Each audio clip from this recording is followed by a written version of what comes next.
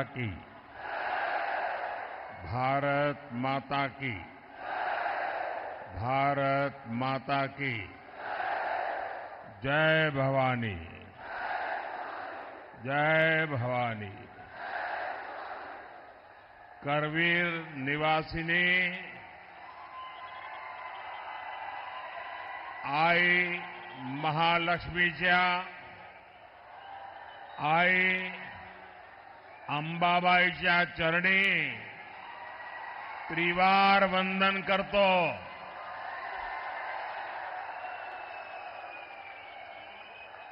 तमाम कोल्हापूरकरांना माझा नमस्कार।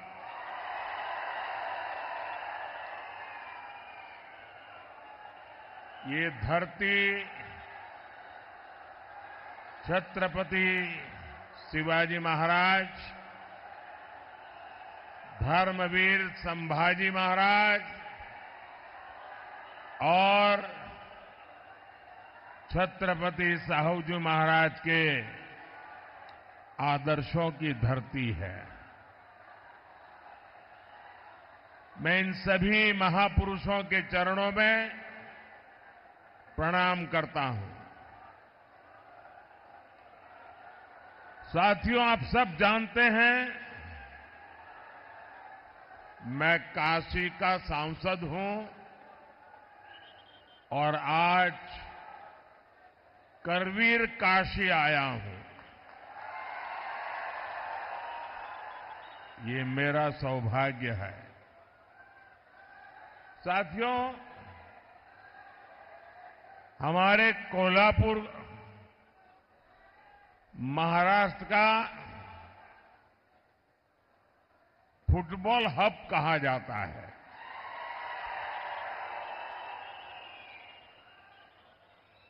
फुटबॉल यहां के युवाओं में बहुत पॉपुलर है और आपको अगर फुटबॉल की भाषा में मैं बताऊं तो कल दूसरे चरण का मतदान पूरा होने के बाद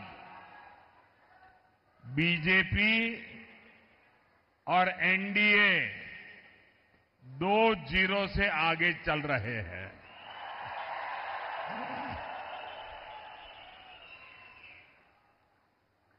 कांग्रेस और इंडिया अलायंस ने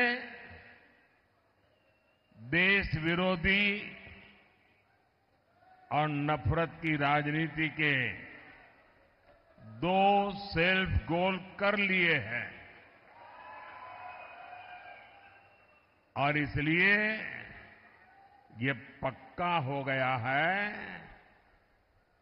फिर एक बार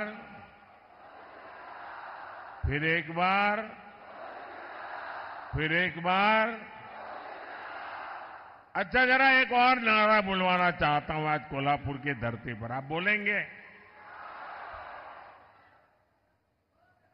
अभी मैं बोल रहा था फिर एक बार, अब मैं नहीं बोलूंगा, आप बोलेंगे फिर एक बार, ठीक है? गरीबों की सरकार, गरीबों की सरकार, एससी, एसटी, ओबीसी की सरकार, विकास को समर्पित सरकार, युवा को अवसर देने वाली सरकार, महिलाओं को सुविधा देने वाली सरकार। शाबाश।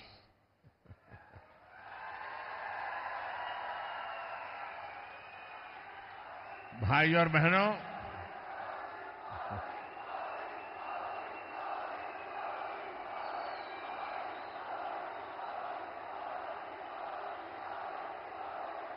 अब तीसरे चरण में बॉल कैरियर की जिम्मेदारी कोल्हापुर वासियों के पास आने वाली है। मुझे विश्वास है आप ऐसा गोल दागेंगे, ऐसा गोल दागेंगे कि आगे के सारे राउंड भी इंडिया अलायंस वाले चारों खाने चित रहेंगे।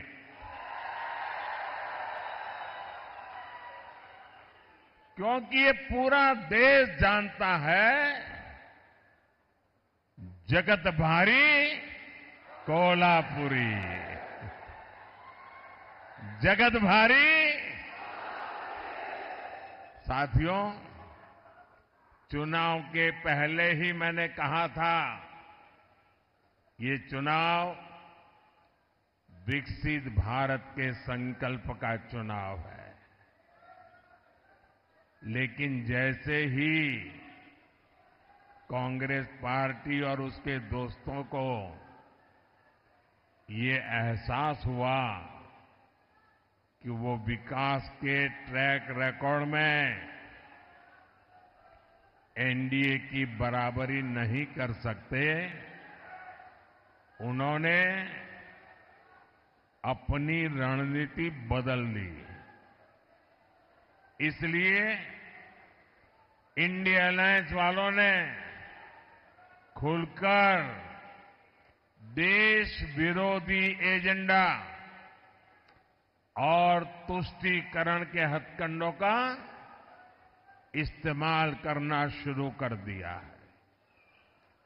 अब कांग्रेस का एजेंडा है कि वो सरकार में आने के बाद कश्मीर में आर्टिकल 370 वापस ले आएंगे। क्या आप ऐसा करने देंगे?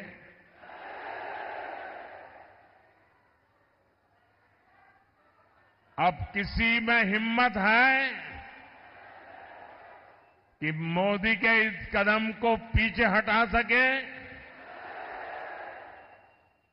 ये लोग कह रहे हैं कि इनकी सरकार बनी तो ये लोग सीएए कानून रद्द कर देंगे। क्या ये देश उनको करने देगा? और अगर करने जाएंगे तो उनकी हालत क्या होगी, उनको पता है क्या? अब आप मुझे बताइए, जिन लोगों के 3 अंकों में लोकसभा सीट जीतने के लाले पड़े हो, क्या ये इंडिया अलायंस वाले सरकार के दरवाजे तक भी पहुंच सकते हैं क्या? और उनका तो हाल ये है जी, वो ऐसी फॉर्मूला बना रहे, 1 साल 1 पीएम, ये फॉर्मूला निकालने में लगे हैं। अगर 5 साल मौका मिले तो 5 प्रधानमंत्री। अब इनको इसकी आदत हो गई। कर्नाटका में भी अभी सरकार बनी, उनकी पार्टी, उनका विजय। फॉर्मूला क्या? 2.5 साल 1 मुख्यमंत्री, 2.5 साल के बाद जो डेप्यूटी सीएम है वो मुख्यमंत्री। ये खेल खेल रहे। इन्होंने छत्तीसगढ़ में फॉर्मूला बनाई थी, 2.5 साल 1 मुख्यमंत्री, दूसरे 2.5 साल दूसरा मुख्यमंत्री। उन्होंने राजस्थान में फॉर्मूला बनाई थी, 1-2.5 साल 1 मुख्यमंत्री, दूसरे 2.5 साल। और हुआ क्या? ये फॉर्मूला निकालने वाले लोग 5 साल में 5 प्रधानमंत्री देश पर थोपने के सपने देखने वालों को ये देश कभी भी सहन करने वाला नहीं है। और इसलिए ये लोग देश पर गुस्सा उतार रहे हैं। कर्नाटका और तमिलनाडु में कांग्रेस और इंडिया अलायंस के लोग क्या भाषण कर रहे हैं? दक्षिण भारत को तोड़कर अलग देश बनाने की मांग कर रहे हैं। आप मुझे बताइए, अहद पेशावर, अहद पेशावर तहत तंजावर, हिंदवी स्वराज्य।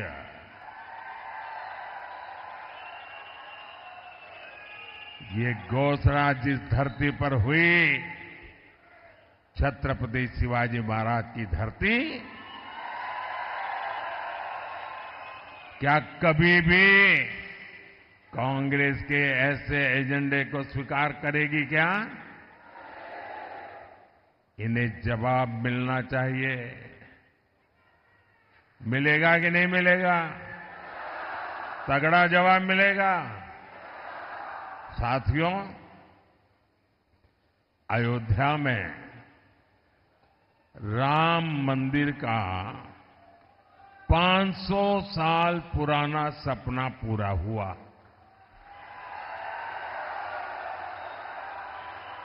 दशकों तक राम मंदिर को बनने से रोकने वाली कांग्रेस ने उसका भी बहिष्कार किया।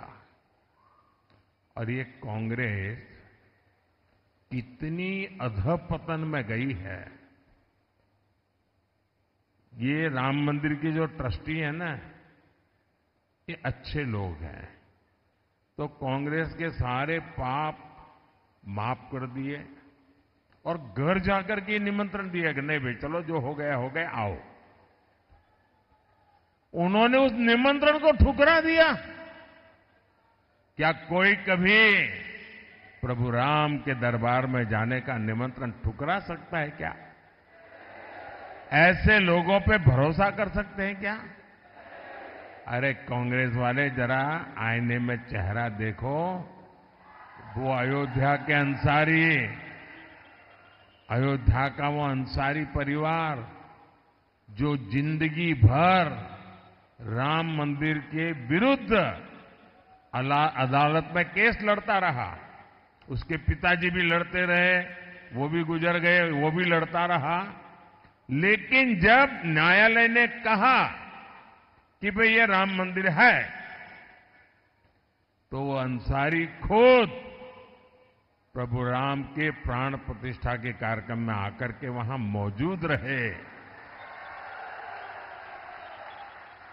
जिंदगी भर लड़ाई लड़ी, लेकिन फिर राम के शरण आए और ये राम का निमंत्रण ठुकरा दिया। जो राम को ठुकराएगा उसको आप क्या करोगे? आप क्या करोगे? आप क्या करोगे? जो डीएमके पार्टी, वो उनकी खासम खास वो कह रही है, सनातन को गालियां देने पर अब उतारू है। कहती है ये सनातन तो डेंगू है, मलेरिया है। और जो लोग सनातन के विनाश की बात करते हैं, उन्हें इंडी अगाड़ी के लोग महाराष्ट्र बुलाकर उनका सम्मान करते हैं। ये दृश्य देख करके मुझे तो सोचता हूं बाला साहब के पर कितनी बीती होगी, बाला साहब ठाकरे के मन पर कितनी चोट पहुंची होगी। ऐसे लोग हैं ये। इतना ही नहीं, इंडी अगाड़ी वोट बैंक की राजनीति में इतना गिर गया है कि शिवाजी महाराज की धरती पर ये औरंगजेब को मानने वालों से जाकर के मिल गए हैं। नकली शिवसेना इन सब एजेंडों में इन लोगों के साथ कंधे से कंधा मिलाकर चल रही है। आज बाला साहब ठाकरे होते तो इनकी ये हरकतें बहुत दुखी करती, और आज भी उनकी आत्मा जहां भी होगी सबसे ज्यादा दुखी उनके इन कारनामों से होती होगी। साथियों, तुष्टीकरण और वोट बैंक की राजनीति करने वालों की नजर अब लोगों की कमाई और दलित पिछड़ों के आरक्षण पर पहुंच गई है। कांग्रेस के शहजादे, उन्होंने घोषणा की है कि वो आपकी संपत्ति की, महिलाओं के गहने और सोने चांदी की जांच करवाएंगे।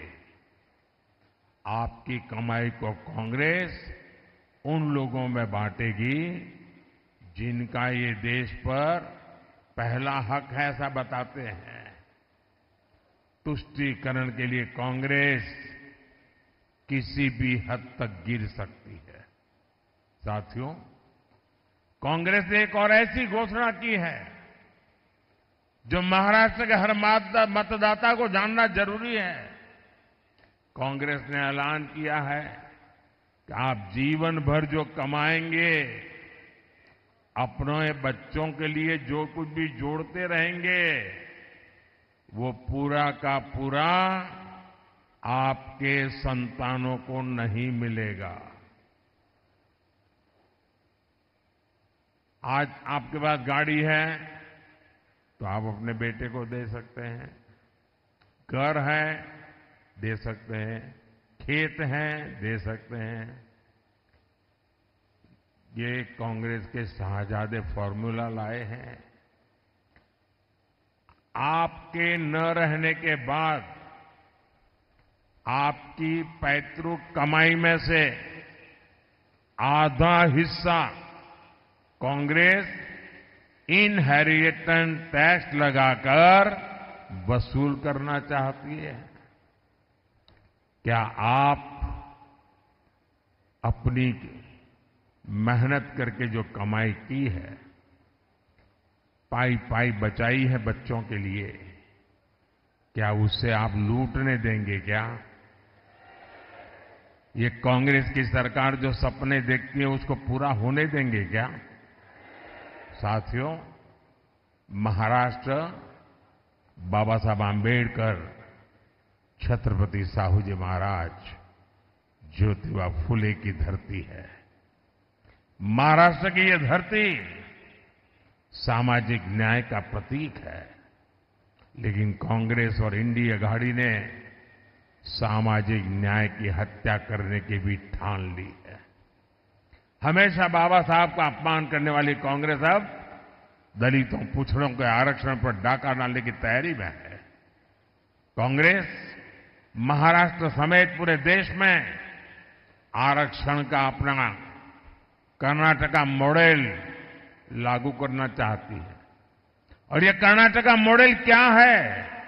इस देश के दलितों ने, आदिवासियों ने, पिछड़ों ने, एससी, एसटी, ओबीसी सबने समझने जैसा है जी। बड़ा भयंकर है मॉडल। कर्नाटका में कांग्रेस सरकार ने ओबीसी कोटे में जो 27% आरक्षण है, वो मुसलमानों को देने के लिए उन्होंने क्या किया? रातों रात एक कागज पे थप्पा मार करके सभी मुसलमानों को ओबीसी बना दिया, रातों रात। और इसके कारण वो ओबीसी का जो कोटा था उसके हकदार बन गए, और जो ओबीसी को मिलता था वो पूरा का पूरा उन्होंने लूट लिया। भाइयों, अब ये फॉर्मूला ये पूरे देश में लागू करना चाहते हैं। आप करने देंगे क्या? करने देंगे क्या? 2012 में इंडी गठबंधन की सरकार ने ये कोशिश की थी, तब ये सफल नहीं हो पाए थे। इसलिए अब कांग्रेस संविधान बदलकर दलित, पिछड़ों का आरक्षण धर्म के नाम पर बांटना चाहती है। ओबीसी के आरक्षण पर यह डाका क्या कभी कोई बर्दाश्त कर सकता है क्या? आप बर्दाश्त कर सकते हैं क्या? आप स्वीकार कर सकते हैं क्या?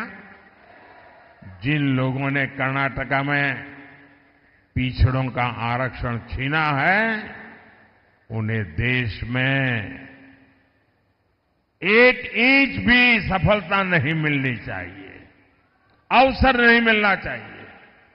साथियों, कांग्रेस और इंडी अघाड़ी का एक ही एजेंडा है, सरकार बनाओ, नोट कमाओ। लेकिन हमने इन 10 वर्षों में समस्याओं के स्थायी समाधान के लिए काम किया।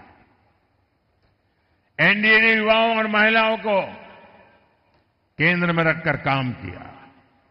एनडीए ने आत्मनिर्भर भारत अभियान चलाया ताकि देश में उद्योग बढ़े। एनडीए ने स्टार्टअप इंडिया अभियान शुरू किया ताकि युवाओं को ज्यादा अवसर मिले। आज स्टार्टअप्स के मामले में भारत दुनिया में तीसरा सबसे बड़ा देश है। आज दुनिया में दूसरे नंबर पर सबसे ज्यादा मोबाइल फोन बनाने वाला भारत है। यानी जिस युवा को कांग्रेस ने नौकरी और रोजगार के लिए तरसा दिया था, भारत का वो युवा अब दुनिया की अर्थव्यवस्था को दिशा दे रहा है। अगले कार्यकाल में भाजपा एनडीए युवाओं को और ज्यादा अवसर देने के लिए प्रतिबद्ध है। इसलिए भाजपा ने घोषणा की है कि मुद्रा योजना के तहत अब 10 लाख के बजाय 20 लाख रुपए का लोन दिया जाएगा, बिना गारंटी दिया जाएगा। अगले 5 साल में हमारी सरकार इंफ्रास्ट्रक्चर पर रिकॉर्ड निवेश करेगी। इससे भी युवाओं के लिए रोजगार के नए अवसर बनेंगे। साथियों, विकास में महिलाओं की भागीदारी विकसित हो और विकसित भारत की एक गारंटी है। इसलिए महिलाओं के लिए अवसर, उनकी सुरक्षा, ये मोदी की गारंटी है। पहले जिन सेक्टर्स में महिलाओं के काम करने की पाबंदी थी, मोदी ने उस पाबंदी को खत्म कर दिया। हमारी सरकार ने रोजगार मेलों के जरिए सरकारी नौकरी में लाखों भर्तियां की है। इससे सरकारी नौकरियों में भी महिलाओं की भागीदारी बढ़ी है। महाराष्ट्र में, यहां कोल्हापुर में सहकारी समितियों में महिलाओं की बहुत बड़ी भूमिका है। हमारी सरकार ने पहली बार अलग सहकारी मंत्रालय बनाया। हमने महिलाओं को आर्थिक रूप से मजबूत बनाने के लिए सेल्फ हेल्प ग्रुप का एक बड़ा आंदोलन खड़ा किया। इसी का नतीजा है कि पिछले 10 साल में 10 करोड़ महिलाएं सेल्फ हेल्प ग्रुप से जुड़ी हैं। यहां महाराष्ट्र में भी पिछले 10 वर्षों में सेल्फ हेल्प ग्रुप से जुड़ी महिलाओं को हजारों करोड़ रुपए की मदद दी गई है। अब हमारी सरकार सेल्फ हेल्प ग्रुप की 3 करोड़ महिलाओं को लखपति दीदी बनाने का संकल्प लेके काम कर रही है। साथियों, आज यही नारी शक्ति जब मोदी का सुरक्षा कवच बनकर खड़ी है, तो कांग्रेस वालों की जरा तकलीफ ज्यादा ही बढ़ जाती है। और आप भूलिएगा नहीं, वीरांगना ताराबाई के देश में कांग्रेस के युवराज शक्ति का विनाश करने की बातें करते हैं। साथियों, कोल्हापुर विकास और विरासत की संभावनाओं से भरा क्षेत्र है, लेकिन इंडी अगाड़ी की सरकारों ने इस क्षेत्र की इतनी उपेक्षा की। आज केंद्र की एनडीए सरकार और मुख्यमंत्री एकनाथ शिंदे जी, देवेंद्र फडणवीस और भाई अजीत पवार की सरकार कोल्हापुर के विकास के लिए दिन रात काम कर रहे हैं। मुंबई बेंगलुरु हाईवे के विस्तार का काम तेजी से चल रहा है। शक्तिपीठ एक्सप्रेसवे के जरिए महाराष्ट्र का एक बड़ा हिस्सा आधुनिक कनेक्टिविटी से जुड़ने जा रहा है। हमने कोल्हापुर और क्षेत्र के नई ट्रेनें दी है और भविष्य में यहां वंदे भारत ट्रेनें भी चलेगी। हमने कोल्हापुर वैभववाड़ी रेलवे लाइन को मंजूरी दी है, जिससे कोंकण क्षेत्र की कनेक्टिविटी और बढ़ेगी। कोल्हापुर एयरपोर्ट के लोकार्पण का सौभाग्य भी मुझे ही मिला है। भाई और बहनों, इस क्षेत्र में अंबाबाई शक्तिपीठ का आशीर्वाद प्राप्त है। आने वाले समय में अच्छी सड़कों और सुविधाओं के कारण लाखों भक्त अंबाबाई के दर्शन करने आएंगे। यहां उद्योग, व्यापार और पर्यटन से जुड़े अवसर पैदा होंगे। आप मुझे बताइए, मोटा कमीशन न मिलने तक फाइलों को दबाकर बैठने वाले लोग, याकूब मेनन की कब्र को संवारने वाले लोग, उनसे आप कोल्हापुर का, महाराष्ट्र का भाग्य बदलने की उम्मीद कर सकते हैं क्या? ये लोग महाराष्ट्र को आगे लेकर जा सकते हैं क्या? साथियों, 7 मई को महाराष्ट्र और देश का भविष्य तय करने के लिए एक बड़ा अवसर आ रहा है। मेरा आप सबसे अनुरोध है कि कोल्हापुर से एनडीए के उम्मीदवार भाई संजय मांडलिक जी और हाथकणंगले से धैर्यशील माणे जी, इनके पक्ष में भारी संख्या में मतदान करके मोदी के हाथ मजबूत कीजिए। आप इनको जो वोट देने वाले हैं ना, वो वोट सीधा सीधा मोदी को जाने वाला है।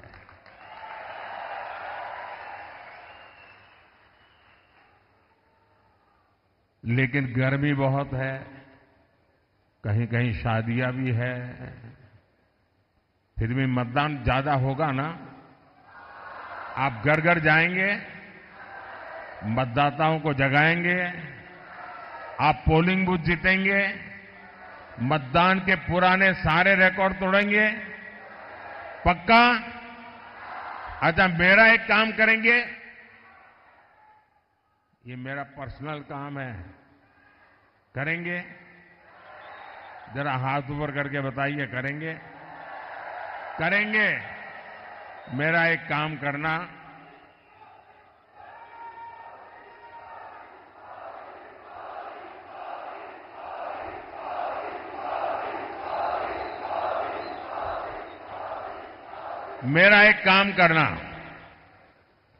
यहां से जाने के बाद आसपास पड़ोस में, गांव में, मोहल्ले में जिन जिन लोगों को मिलना हो जाए, नहीं होता है तो जाकर के मिलिए, मेरी तरफ से मिलिए और हर एक को कहना कि अपने मोदी जी कोल्हापुर आए थे और मोदी जी ने आपको प्रणाम भेजा है। घर घर मेरा प्रणाम पहुंचा देंगे। आप जब हर परिवार में मेरा प्रणाम पहुंचा देंगे ना, तो हर घर के लोग मुझे आशीर्वाद देंगे और हर परिवार से जब मुझे आशीर्वाद मिलेगा तो मेरी ऊर्जा अनेक गुना बढ़ जाएगी और वो ऊर्जा आपके लिए काम आएगी, क्योंकि आपका सपना यही मेरा संकल्प है।